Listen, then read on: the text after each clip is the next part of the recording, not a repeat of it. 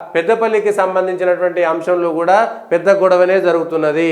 పెద్దపల్లిలో చాలా పెద్ద గొడవ జరుగుతున్నది. కాంగ్రెస్ పార్టీకి సంబంధించి వివేక్ వెంకటస్వామి వాళ్ళ కుటుంబానికి పెద్దపల్లిని ఏమైనా రాసిచ్చారనేటువంటి అంశం పైన కాంగ్రెస్ పార్టీలో పెద్దపల్లి కింద ఉండేటువంటి ఎమ్మెల్యేలు పూర్తి స్థాయిగా బెల్లంపల్లి, చెన్నూరు ఇద్దరు వాళ్ళ కుటుంబ సభ్యులే అయినప్పటికీ మిగిలిన ఎమ్మెల్యేలంతా కూడా మేము ఎందుకు వంశీకి ఇవ్వాలి అనేటువంటి, మేము పనిచేయము అనేటువంటి ఇప్పటికే కాంగ్రెస్ పార్టీలో ఆయనకు వ్యతిరేకంగా, పెద్దపల్లి అభ్యర్థికి వ్యతిరేకంగా చాలా జరుగుతున్నాయి. దానికి భాగంగా ఎంపీ టికెట్ల కేటాయింపులో మాకు తీవ్ర అన్యాయం జరిగిందని మాదిక సామాజిక వర్గానికి సంబంధించినటువంటి వాళ్ళు ఇప్పటికే ఢిల్లీ ఏఐసిసి కార్యాలయం ముందు వాళ్ళు మాదిక సామాజిక వర్గం వాళ్ళు ధర్నా చేశారు.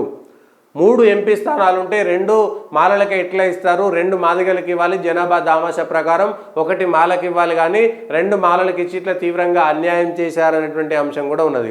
రేపొద్దున కడియం సియర్కి లేదంటే వాళ్ళ కూతురుకి వరంగల్ టికెట్ ఇస్తే కూడా కడియం సియరి మాదిగ సామాజిక వర్గం కాదు అనేటువంటి దానిపైన మొదటి నుంచి మొత్తుకుంటున్నారు.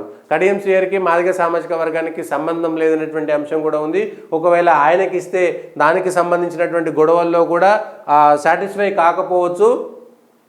పిడమర్తికి రవికి ఇవ్వాలని కంటోన్మెంట్ అసెంబ్లీ విషయంలో కూడా వీళ్ళకి సంబంధించినటువంటి దాంట్లో కూడా కాంగ్రెస్ పార్టీలో కూడా ఇదే గొడవ జరుగుతున్నది. అదే జరిగితే కాంగ్రెస్ పార్టీ పరిస్థితి ఏంటి అనేటువంటిది కూడా మనం చూసుకోవాల్సినటువంటి అవసరం ఉంటుంది.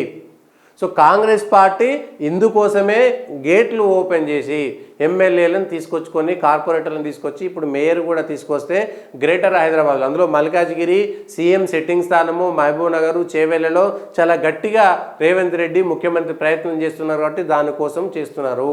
ఇప్పుడు మల్కాజ్గిరిలో, సికింద్రాబాద్లో గెలుస్తారా గెలవరా అనేటువంటిది చూడాలి.